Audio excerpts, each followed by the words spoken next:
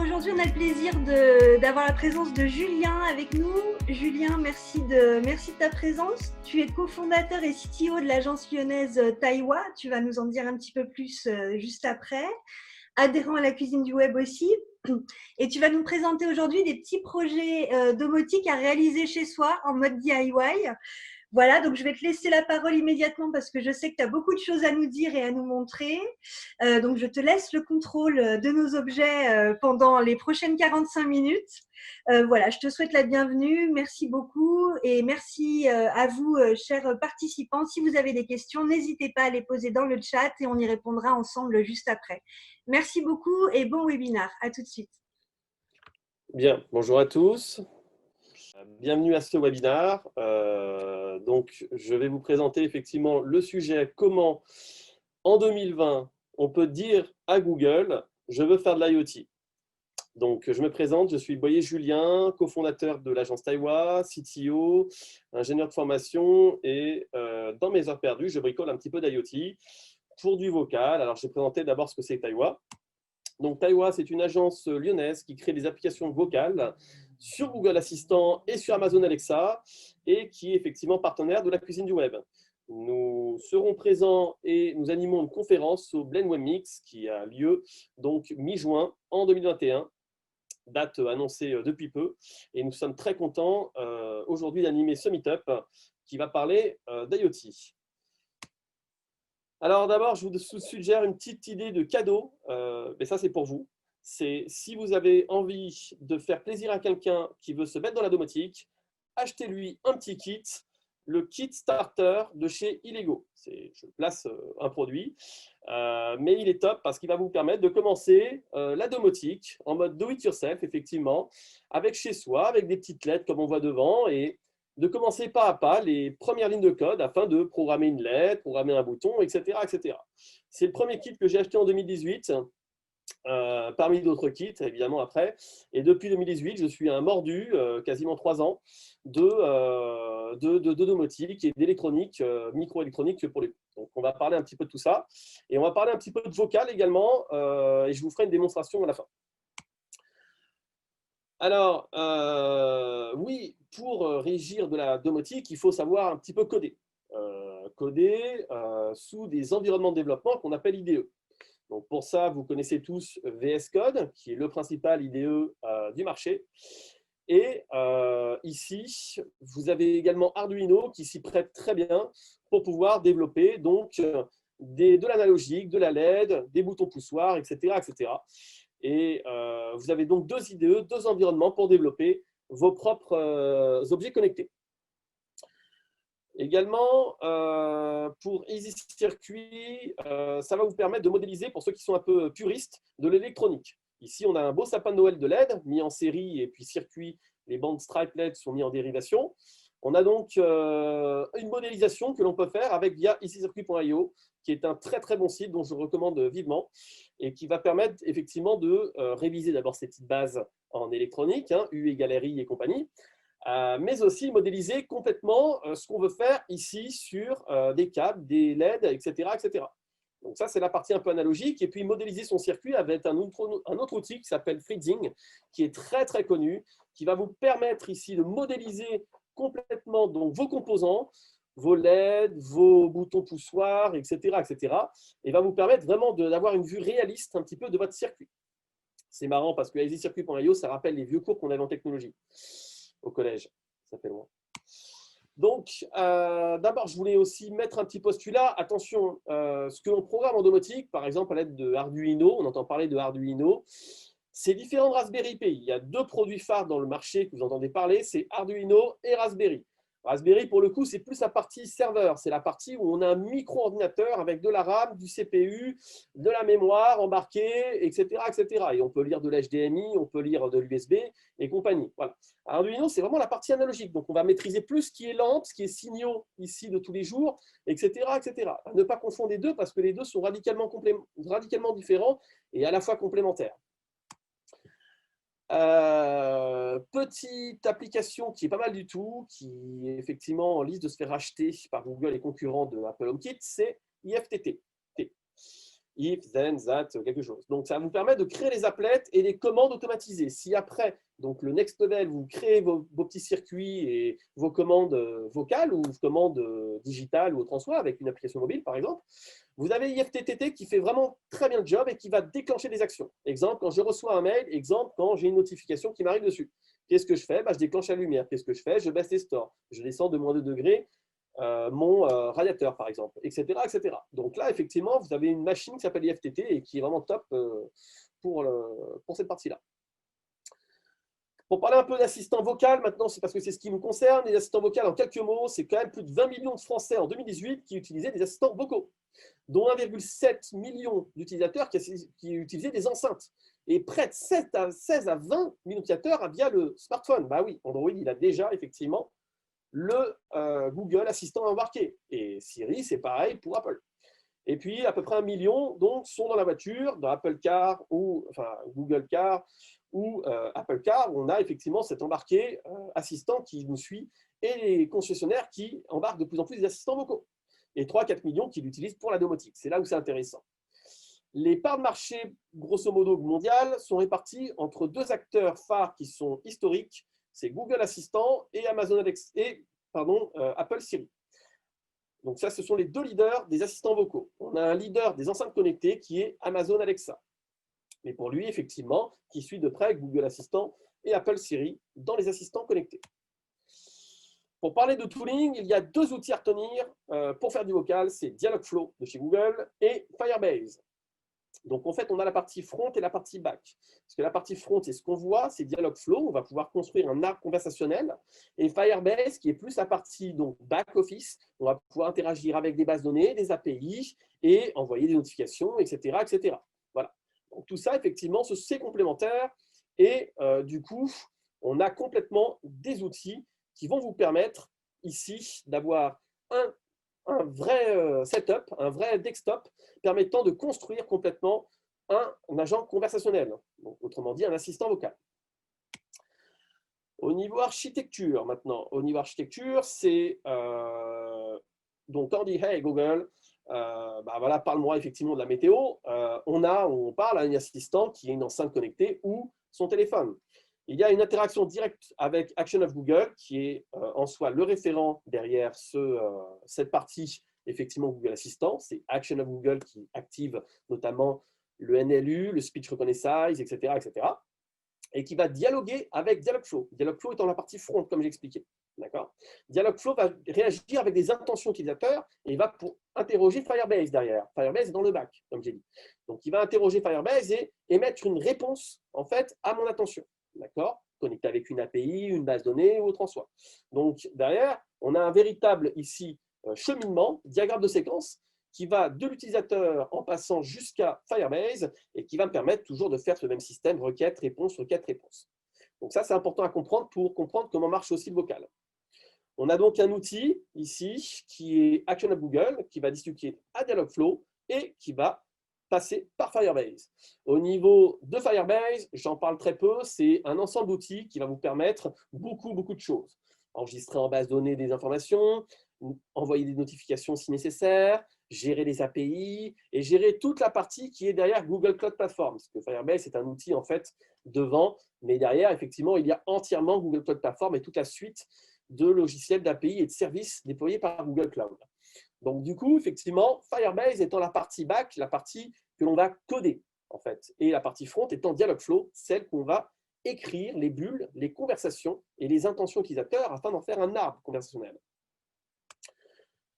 Alors, pour revenir à l'hardware, hop, vous pouvez choisir votre board. Donc, il y a des tas de constructeurs, il y a Node MCU, il y a SparkFun, il y a Wemos, il y a de tas de constructeurs qui sont mis à ce marché de la microchips, ce qu'on appelle le microcontrôleur. Donc, du coup, effectivement, c'est très intéressant parce qu'on a pléthore de choix. Et les choix, effectivement, sont orientés. Par exemple, ici, on a un écran LED à LCD. On a parfois, effectivement, des branchements qui peuvent se faire, imaginons, en micro USB ou qui peuvent se faire via de la Wi-Fi ou autre en soi. Voilà, on a différents setups selon les constructeurs. Et c'est un peu comme les PC, chacun amène sa microcarte en vente. C'est $2, $3. Je vous rassure, c'est rien, c'est une bouchée de pain. Ma carte favorite en 2020, c'est quand même le SP32 qui est sorti il y a quelques années, il y a 2 ans. Donc du coup, le SP32, il est terrible parce qu'il accumule effectivement une basse voltitude, ici avec 5 volts ou 3 volts 7, qui peut se brancher en continu sur ici du bas voltage. On a également effectivement donc, un microprocesseur qui est cadencé ici à peu près à 300-240 MHz. On a également de la RAM embarquée, de la mémoire flash, et aussi la connexion Wi-Fi direct qui peut se faire via le protocole WPA, WPA2 et du Bluetooth, Bluetooth BLE. Donc ça, c'est terrible parce qu'on peut effectivement se connecter avec différents protocoles. Je peux relier donc ce SP32 directement à ma Wi-Fi, le connecter, ou je peux interagir avec une application mobile via Bluetooth, on peut imaginer. D'accord ? Il y a des tas de possibilités derrière ces grandes caractéristiques de l'ESP32, qui est donc une famille de microchips comme les Arduino et qui est effectivement ma favorite en 2020. C'est mon coup de cœur et je crois que je ne suis pas le seul.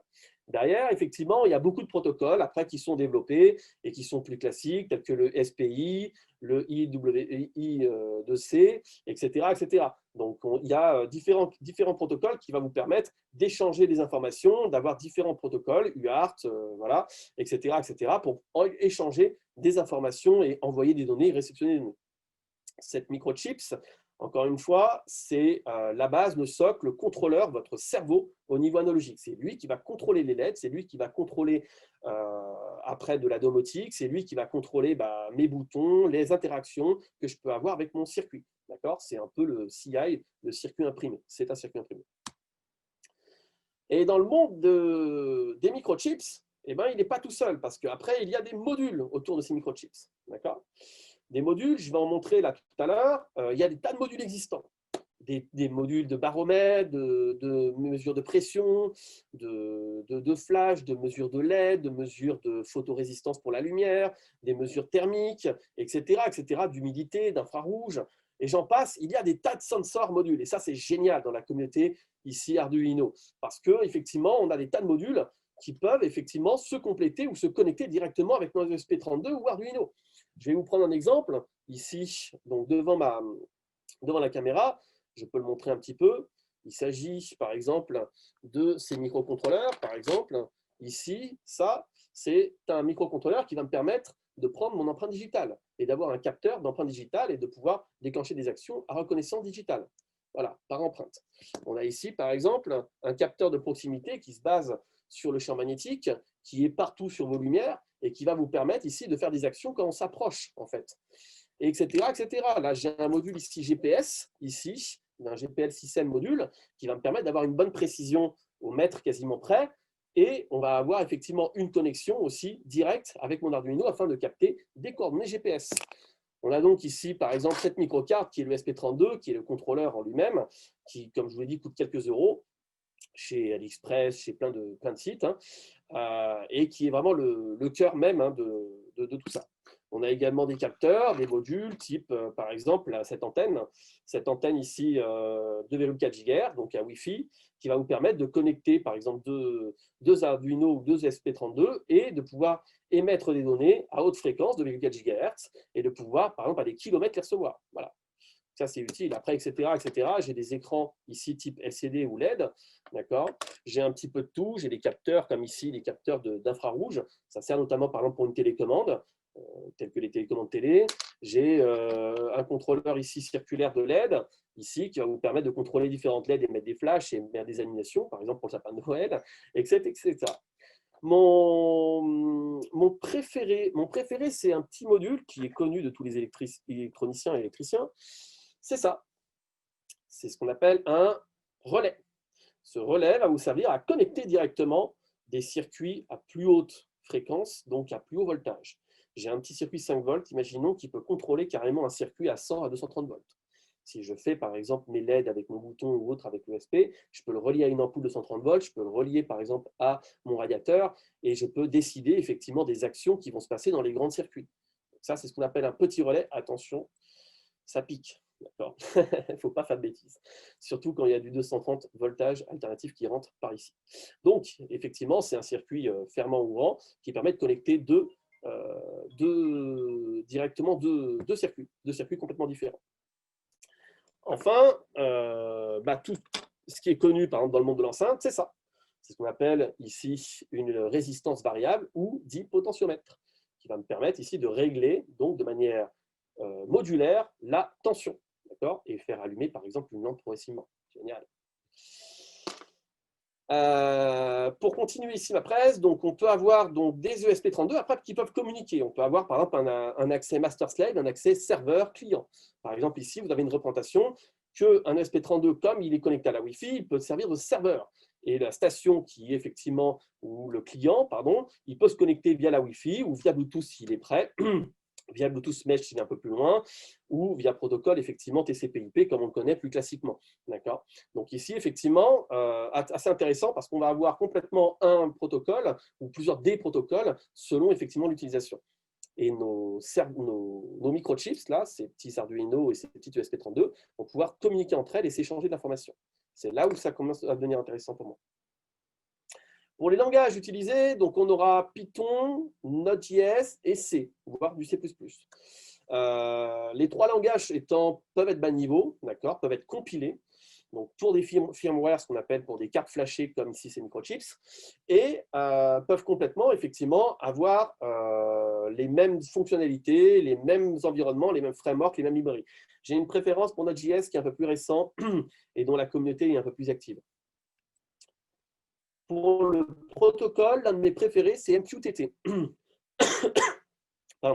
C'est ce qui va vous permettre de subscribe et de publish des événements et à vos objets connectés de pouvoir donc souscrire à une channel, entre guillemets, et souscrire des événements, par exemple, déclenchement de quelque chose quand il fait 21 degrés, par exemple, au niveau laptop ou mobile ou de mon capteur, ou par exemple sur mes stores, il va falloir baisser parce qu'il y aura un peu trop de soleil peut-être, et donc directement, MQTT est un broker, ce qu'on appelle un broadcaster, qui va vous permettre donc de diffuser des événements et de connecter les objets entre eux. Alors, petite démonstration, parce que là, j'ai montré un petit peu des composants, j'ai montré effectivement des petites choses. Je vous ai préparé une petite démonstration.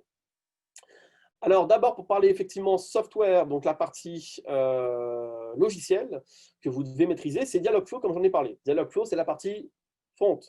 La partie front, c'est effectivement la partie où je vais pouvoir avoir des intentions ici, comme vous voyez sur mon écran, où je vais pouvoir aussi avoir donc des phrases qui vont entraîner ces intentions, d'accord, et après des réponses qui vont pouvoir être texte, Google Assistant, etc., etc.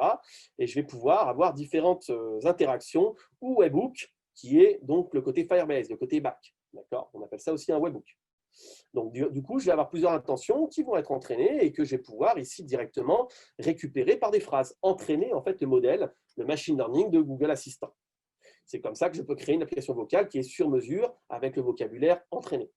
Je vais pouvoir également récupérer des paramètres et reconnaître, par exemple, que ceci est une couleur. Il sait déjà pour des mots-clés qu'il va devoir entraîner des villes, des prénoms, des couleurs, des numéros, etc., etc. Google automatise des paramètres que je vais pouvoir détecter directement à la voix et envoyer, par exemple, à mon webhook.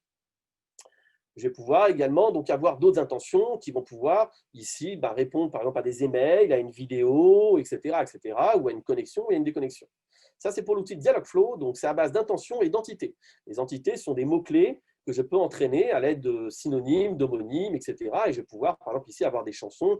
Quand je vais dire La Bohème, il faut qu'il me reconnaisse en tant que chanson. Ou Ne me quitte pas, par exemple, de Jacques Brel, très belle chanson, il faut qu'il me reconnaisse en tant que chanson. Voilà, je vais pouvoir entraîner des différents langages, un dictionnaire de mots qui va pouvoir être des synonymes, des homonymes, etc., etc.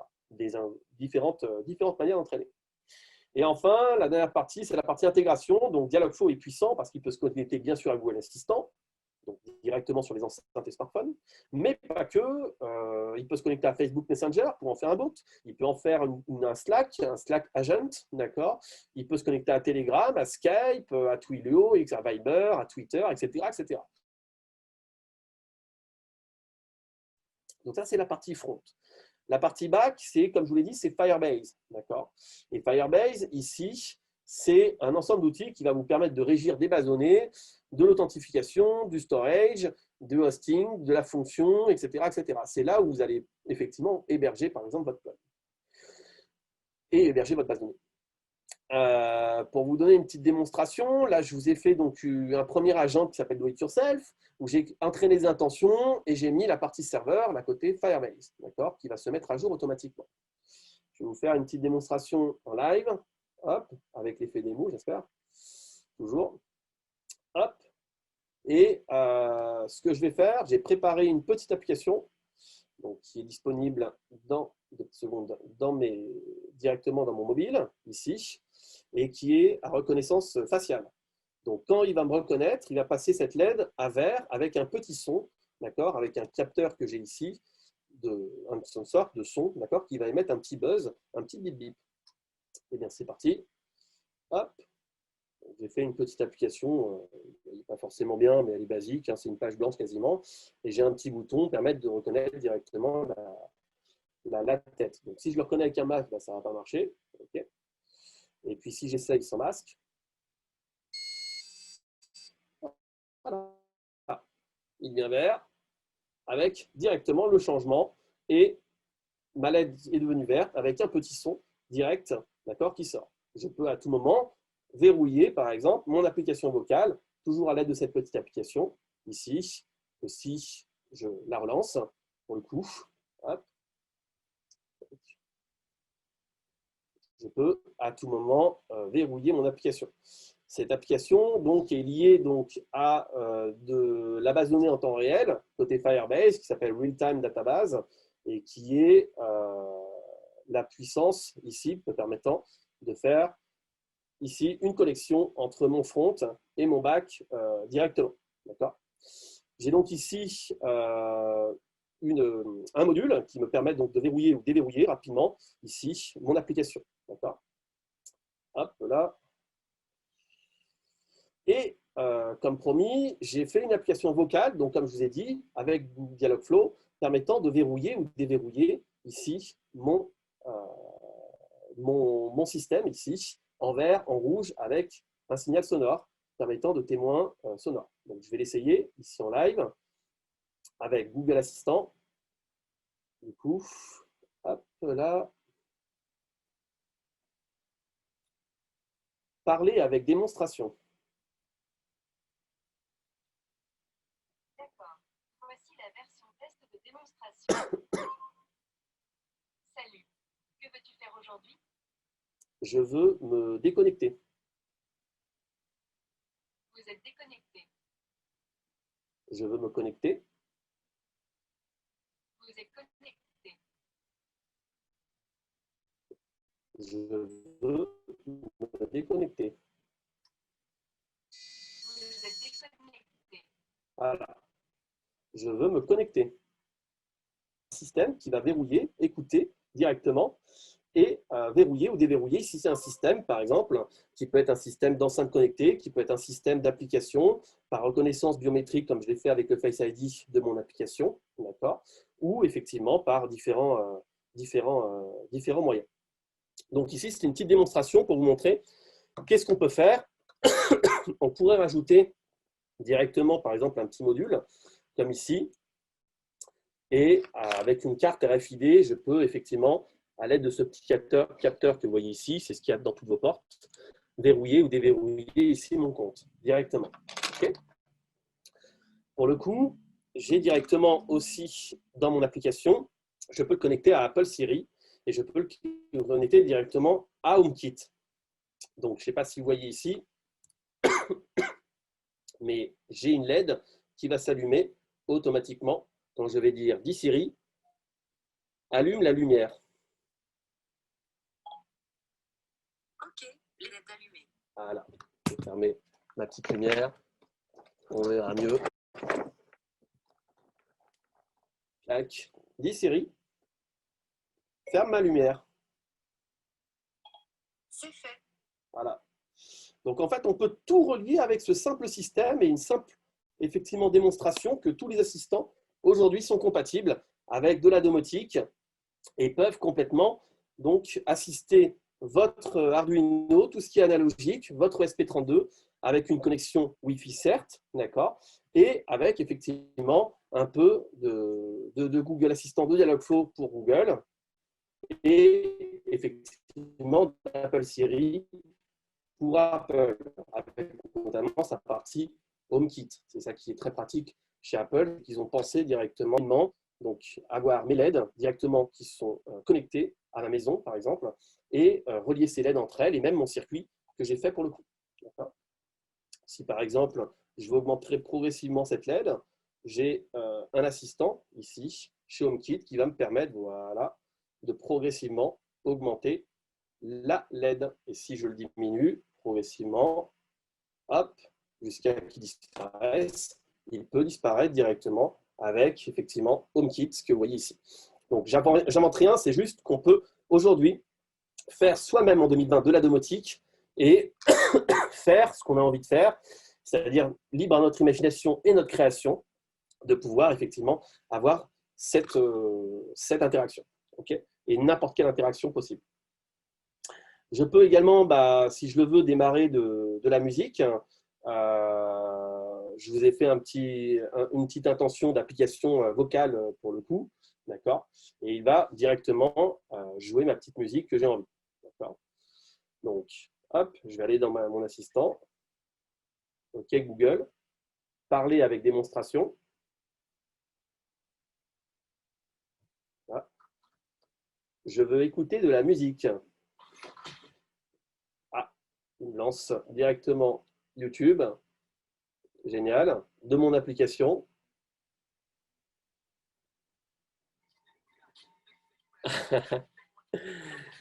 Et hop, si je le tourne, je vous ai fait une petite enceinte connectée avec une petite batterie, un amplificateur et 2 haut-parleurs ici que j'ai directement branchés directement sur ce micro-haut-parleur. Voilà. C'est pour vous dire une petite démonstration que l'on peut faire exactement ce que l'on veut en domotique. Il n'y a pas de limite à l'imagination et on peut exactement donc faire tout ce qu'on a envie de faire autour effectivement du son, autour de la voix, autour de la biométrie, autour de beaucoup de choses dans le vocal ou à travers effectivement des commandes vocales, c'est plus simple et plus rapide, à travers des outils tels que Dialogflow et Firebase que j'ai présenté, à travers un petit peu de code après côté Arduino, d'accord, je vous le présente par exemple ici. Allumer des LED, allumer effectivement, comme j'ai mis ici, du son, buzzer du son à une fréquence, le relier à la Wi-Fi, et puis etc. etc. Et le pont entre les deux, c'est effectivement Firebase qui fait le pont entre Dialogflow, le côté front, et Arduino, le côté contrôleur. Voilà. Merci à tous pour cette marmite de la cuisine du web, pour ce meet-up. Et je vous remercie d'avoir votre attention. Et je suis disposé si vous avez des questions. OK. Merci beaucoup, merci Julien, merci Taïwa, merci pour cette super présentation, super webinaire. Merci à tous les participants de votre présence. On enchaîne pour information sur un tout autre sujet à 10h15 sur le marketing grand oublié de la RSE à 10h15 pour le lien d'inscription directement sur le site de la cuisine. Merci à tous, passez une très bonne journée. Merci Julien, merci à tous et à très vite à la cuisine. Merci beaucoup. Merci à vous, merci à la cuisine. Bonne journée. Bonne journée.